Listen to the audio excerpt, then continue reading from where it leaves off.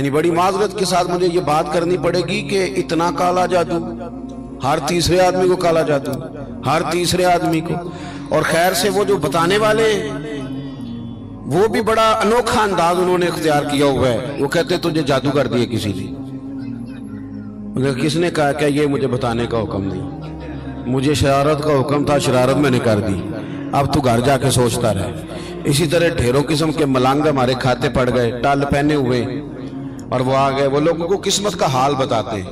آپ کا تو مجھے نہیں پتا، میں نے اپنے دیہاتوں میں دیکھا ہے کہ وہ سونا بھی ڈبل کرتے تھے، بعد میں پتہ چلتا تھا اب سنگل بھی غائب ہو جاتا تھا.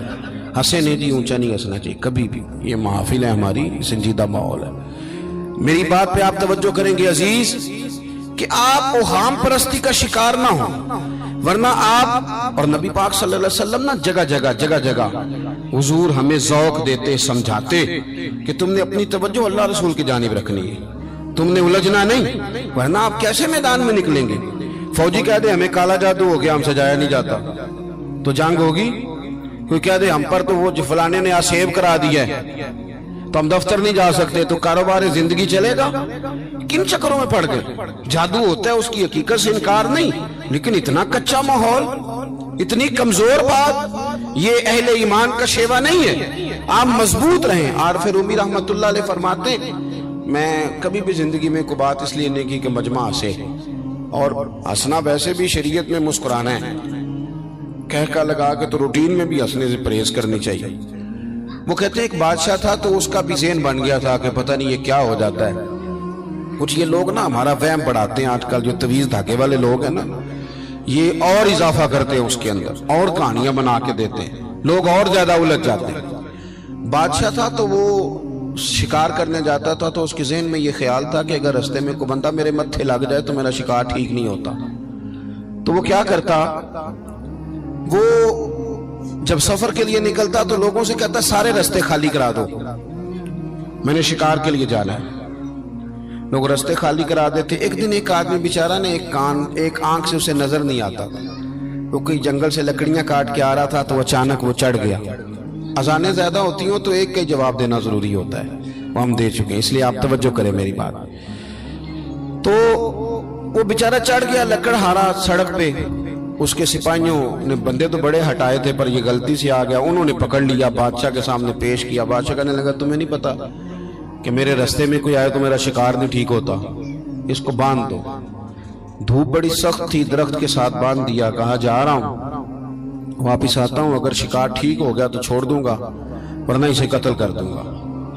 2 بندے اس کے سرانے کھڑے کر دیے تلوار لے کر کے. اب وہ بیچارہ صبح سے بندہ ہے. بادشاہ چلا گیا. اتفاق کی بات یہ کہ آج شکار پہلے سے بھی اچھا ہوا، خوب ہوا. بادشاہ واپس آیا. اب یہ دھوپ میں بندہ ہے، کسی نے پانی بھی نہیں پوچھا. تنگ آمد بجنگ آمد. بندہ جب پورا تنگ آئے تو پھر جنگ بھی بڑی کرتا ہے. اس نے کہا یار آج مرنا تو ہے، اب مرنا سچ بول کے. بادشاہ نے کہا اسے کھول دو، آج میرا شکار بڑا اچھا ہوا ہے، لہذا اسے کچھ نہیں کہنا، کھول دو. رسیاں کھول دی تو پتہ کا شخص کہتا بادشاہ ایک بات کر لوں میں بھی، مار تو جانا ہی ہے پر ایک بات کر لوں. کہنے لگا کرو. کہنے لگا تم نے صبح میرا منہ دیکھا تھا، تمہارا شکار بڑا اچھا ہوا ہے، دن بڑا اچھا گزرا ہے، پر میں نے آج سویرے تمہارا منہ دیکھ لیا تھا، تو دیکھو میرا بیچارے کا کیا حال ہوا ہے کہ صبح سے یہاں. اب تم بتاؤ منحوس میں ہوں کہ تم ہو؟ نحوست میرے اندر کہ تمہارے اندر؟ میں اگر کوئی جوان آدمی میرے ساتھ آ کے یہ بات کرتا ہے نا کہ میری فلان ہو گیا تو میں بڑا، تم مجھے اس پہ غصہ آتا ہے. میں کہتا ہوں آپ اس عمر میں یہ کام کریں گے تو بزرگوں کو کون سہارا دے گا؟ ضعیفوں اور کمزوروں کو کون اٹھائے گا؟ آپ اتنی کچی باتیں کرتے ہیں. اور یہاں پیروں نے بھی عجیب تماشا گھڑا ہوا ہے. سویرے 9 بجے بیٹھ جاتے ہیں تعویذ لکھنے. آپ قرآن شریف کا درس کب دیں گے؟ آپ حدیث پاک کب پڑھائیں گے؟ آپ ان کو اصول فقہ کب بتائیں گے؟ پیر صرف دین کا نمائندہ ہوتا ہے جس نے رب رسول کا دین پڑھنا ہے اور آگے پڑھانا ہے، جس نے لوگوں کو وہاں سے دین سیکھ کے آگے سکھانا ہے. باقی کیا معنی ہے چیزوں کا؟ اس نے صرف آسان کر کے جو ہمارے صوفیاء نے دیا آگے بات پہنچانی. دین سیکھنے سکھانے کا نام پیری مریدی ہے، اس کا کوئی اور معنی ہے ہی نہیں سرے سے. کہاں سے آ گئی یہ ساری چیزیں؟ حدیث سنیے، بخاری میں موجود ہے، مسلم میں موجود ہے. حضرت ابو ہریرہ رضی اللہ تعالیٰ عنہ فرماتے ہیں نبی پاک علیہ السلام کے साहिबजादे का विसाल हुजूर की गोद में हो गया, गोद में विसाल कर गए साहिबजादे। हुजूर को बड़ी तकलीफ हुई, आंखों से आंसू आए, सरकार रोए। सहाबा ने अर्ज की, हुजूर आप भी आंसू बहाते हैं? फरमाते हैं मेरा बेटा गया है।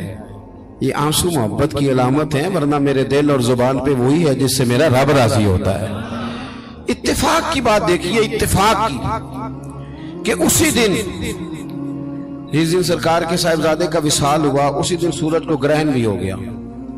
अब जोड़ने वाले बातें जोड़ देते हैं ना। कुछ लोगों ने बात जोड़ दी, कहने लगे देखा हुजूर के साहिबजादे का विसाल हुआ तो सूरज को भी ग्रहण हो गया, सूरज को भी ग्रहण हो गया। और मेरे दोस्तों सुनो, ये अकीदों की मजबूती कितना जरूरी काम है। अपने आप को फिक्री तौर पर मजबूत रखना कितना जरूरी है।